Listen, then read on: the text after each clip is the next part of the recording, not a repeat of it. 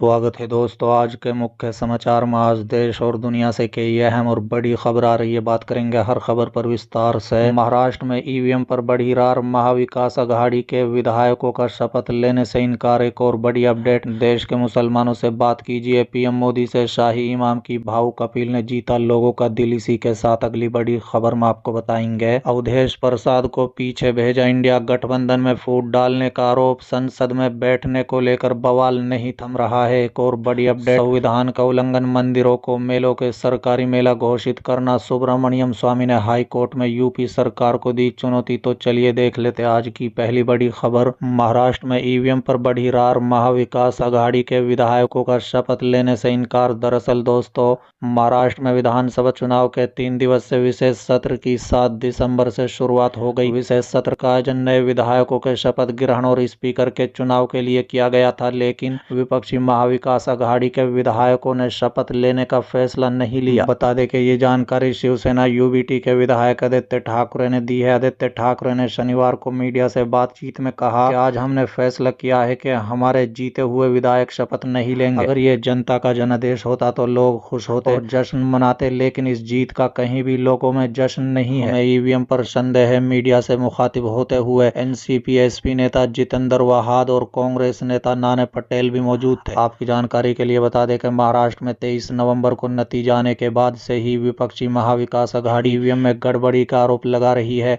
उसका दावा है कि कई सीटों पर वोटिंग से ज्यादा काउंटिंग की गई है तो कई पर वोटिंग से कम काउंटिंग हुई है। कई प्रत्याशी दोबारा काउंटिंग की भी मांग कर रहे हैं। बता दें कि शिवसेना यूबीटी चीफ उद्धव ठाकरे के आवास पर महाविकास अघाड़ी की बैठक होनी है। इस बैठक के लिए नाना पटेल मातोश्री पहुंचे हैं। इस बैठक में ईवीएम से वोटिंग के मुद्दे पर चर्चा होगी। खास तौर पर मार्कवाड़ गांव में जो माहौल है उस पर विपक्ष अपना स्टैंड लेगा। चलिए अगली खबर, अवधेश प्रसाद को पीछे भेजा इंडिया गठबंधन में फूट डालने का आरोप, संसद में बैठने को लेकर बवाल नहीं थम रहा है। दरअसल दोस्तों, लोकसभा सदन में सीटिंग अरेंजमेंट को लेकर खींचातानी जारी है। कांग्रेस और विपक्षी सांसदों ने केंद्र सरकार पर आरोप लगाया है कि भाजपा गठबंधन सरकार ने सीटिंग अरेंजमेंट का जो फॉर्मूला किया था अब वो उससे भटक गई है। कांग्रेस सूत्रों के मुताबिक इस फॉर्मूले के आधार पर आगे की लाइन में तृणमूल कांग्रेस को छोड़कर इंडिया ब्लॉक के 7 सीटें ऑफर की गई थी, लेकिन बाद में समाजवादी पार्टी की 1 सीट कम कर दी गई। कांग्रेस और सपा दोनों ने सीट आवंटन में बदलाव का विरोध किया है और इस मामले को सांसदीय कामकाज को देखने वाले मंत्री के सामने उठाया। बता दें कि इंडिया टुडे की खबर के मुताबिक सीटिंग अरेंजमेंट को लेकर ये फॉर्मूला तय किया गया था कि हर 28 सदस्यों पर आगे की लाइन की 1 सीट दी जाएगी। इस हिसाब से इन सीटों का बंटवारा इस तरह होना था, विपक्ष के नेता के लिए 1 सीट, कांग्रेस के लिए 3, सपा के लिए 2 और डीएमके के लिए 1 सीट। लेकिन बाद में सपा की 1 सीट कम कर दी गई और फैजाबाद के सांसद अवधेश प्रसाद को दूसरी लाइन में भेज दिया गया। बता दें कि सीटिंग अरेंजमेंट की नई व्यवस्था से पहले सपा अध्यक्ष अखिलेश यादव, पार्टी सांसद डिम्पल यादव और अवधेश प्रसाद 8वें ब्लॉक में वरिष्ठ कांग्रेस नेताओं के साथ आगे की सीटों पर बैठते थे, लेकिन नई व्यवस्था में अखिलेश यादव को कांग्रेस नेताओं से दूर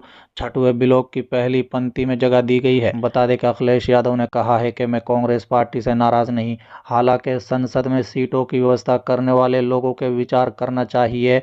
भाजपा इंडिया ब्लॉक के सहयोगियों के बीच फूट डालने की कोशिश कर रही है। भाजपा नहीं चाहती कि इंडिया गठबंधन एकजुट रहे। सीटिंग अरेंजमेंट कोई बड़ा मुद्दा नहीं है, जब भी जरूरत होगी हम इसे सुलझा लेंगे।